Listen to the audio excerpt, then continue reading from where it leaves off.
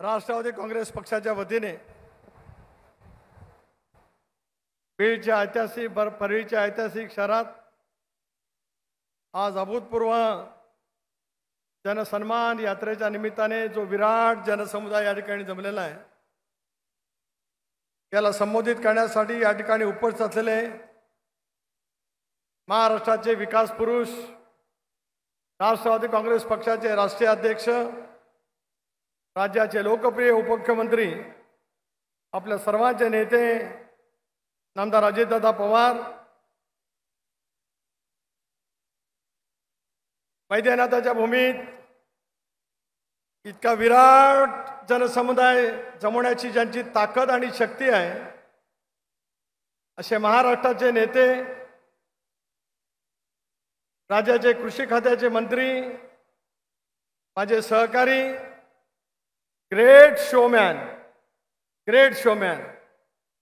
धनंजयजी मुंडे, आमदार विक्रमजी काळे, कल्याणरावजी आखाडे, संध्या सोनवणे, रविकांतजी राठोड, जिल्ह्याचे पक्षाचे अध्यक्ष ज्ञानेश्वरजी चव्हाण, दत्ताजी आव्हाड, दत्तामामा पाटील, आमचे ज्येष्ठ सहकारी राजकिशोर पप्पा मोदी, वाल्मिकांना कराड, फारुखजी पटेल, अजयजी मुंडे, महिलांच्या अध्यक्षा प्रज्ञाताई खुसरे, युवकांचे अध्यक्ष सुशांत पवार, सूर्यकांत मुंडे, शिवाजीराव शिरसाट, गोविंदराव देशमुख, वैद्यनाथ सोळंके, सर्व सन्मान्य व्यासपीठ, वाहिन्यांचे प्रतिनिधी, पत्रकार मित्र आणि या विराट जनसंवाद यात्रेमध्ये सहभागी, सन्मान यात्रेमध्ये सहभागी झालेल्या माझ्या परळीकर नागरिक बंधू भगिनी आणि सहकारी मित्रांनो, सुरुवातीला धनंजयजी मी आपलं मनापासून अभिनंदन करतो की अभूतपूर्व संख्येने या ठिकाणी माझ्या माता भगिनी या ठिकाणी आल्या, प्रचंड प्रमाणावरती उपस्थिती या सगळ्या परिसरातून लाभली आणि याच्यामुळे या जनसन्मान यात्रेचा खऱ्या अर्थाने सन्मान परळीकरांनी या ठिकाणी केला, त्याबद्दल मी परळीकरांचे मनापासून या ठिकाणी अभिनंदन करतो। आपण सारेजण दादांचं भाषण ऐकण्यासाठी या ठिकाणी आतुरलेले आहात। मला तमाम परळीकरांना एवढंच अतिशय मर्यादित शब्दामध्ये सांगायचं आहे, धनंजयजी तुम्ही काय परळीपुरता सीमित नेते नाही आहात, तुम्ही जीड जिल्हापुरता सीमित नेते नाही आहात, मराठवाड्याच्या संतांच्या भूमीचे तुम्ही नेते आहातच, पण उभ्या महाराष्ट्राचे कर्तृत्ववान नेतृत्व म्हणून तुमच्याकडे उभा महाराष्ट्र त्या ठिकाणी पाहतोय।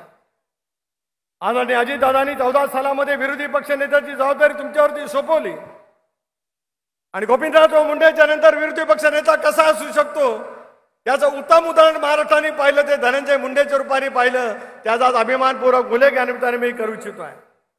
काळाच्या ओघामध्ये अनेक राजकीय समीकरणं बदलतात, राज्यामध्ये आपण घेतलेला निर्णय बहुजनाच्या हितासाठी त्या ठिकाणी घेतलेला होता आणि मुंडे तुमच्यावरती आज एक चांगल्यापैकी जबाबदारी त्या ठिकाणी सोपवली गेलेली आहे। तुम्ही स्वतः हाडाचे शेतकरी आहात, कृषी खात्याचे मंत्री म्हणून एक वेगळा ठसा तुम्ही महाराष्ट्रामध्ये उमटवलेला आहे। ज्याला कृषी क्षेत्राच्याकडे बघण्याचा दृष्टिकोन वेगळा राहत असतो, अशा वेळेला या कृषी क्षेत्राकडे अधिक लक्ष देण्याची भूमिका तुमच्या मार्फत त्या ठिकाणी घेतली गेली। लाडकी बहीण नावाची योजना अजितदादांनी दिली। आज आमच्या अक्षताताईचं या ठिकाणी उदाहरण त्यामुळे आपण पाहिलंच। याच उदाहरणामधून महाराष्ट्रामध्ये किमान कोट्यावधी महिला भगिनी आपला नीटनेटका संसार त्या ठिकाणी उभा करतील एवढा विश्वास या निमित्ताने व्यक्त करतो। धनंजयजी मी एवढंच या ठिकाणी सांगतोय, तमाम परळीकरांना मी विनंती करतो, तुम्ही आता 6 जागांच्या पुरता बोला, तुमच्यावरती 6 जागांपुरती सीमित जबाबदारी नाही। प्रदेश राष्ट्रवादी काँग्रेस पक्षाचा अध्यक्ष म्हणून तुम्हाला कोकणात, पश्चिम महाराष्ट्रात, विदर्भामध्ये, उत्तर महाराष्ट्रामध्ये, मुंबईसारख्या शहरामध्ये सुद्धा धनंजय तुम्हाला आम्हाला प्रचारासाठी उपलब्ध व्हावं लागेल। माझ्या व्यासपीठावरती बसलेल्या सर्व सहकाऱ्यांना मी विनंती करतो, या धनंजयजी या ठिकाणी आले, अर्ज मांडण्यासाठी येतील, तुम्ही सर्वांनी जर काही परवानगी दिली तर उभा महाराष्ट्र ते अशा पद्धतीने ढवळून काढतील की राज्यामध्ये पुन्हा एकदा महाराष्ट्रामध्ये महायुतीचं सरकार येईल आणि राष्ट्रवादी काँग्रेस पक्षाचं एक अढळ स्थान दादांच्या नेतृत्वाखाली निर्माण करण्यामध्ये आम्ही निश्चितपणे यशस्वी होऊ। मी एवढंच या ठिकाणी परळीकरांना सांगतोय की 14 पासून धनंजयनी टप्प्याटप्प्याने वेगवेगळ्या पद्धतीची जबाबदारी त्या ठिकाणी स्वीकारली। दादांची माफी मागून या ठिकाणी सांगतोय, कारण ते घोषित करण्याचा त्यांना अधिकार आहे।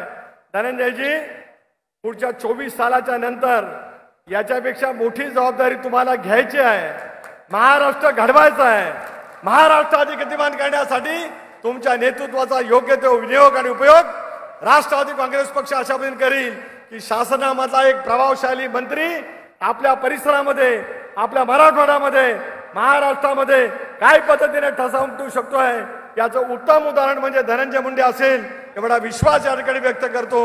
आपल्या सर्वांनाच मनापासून या ठिकाणी अभिनंदन करतो, थांबतो. जय हिंद, जय महाराष्ट्र. एबीपी माझा, उघडा डोळे बघा नीट.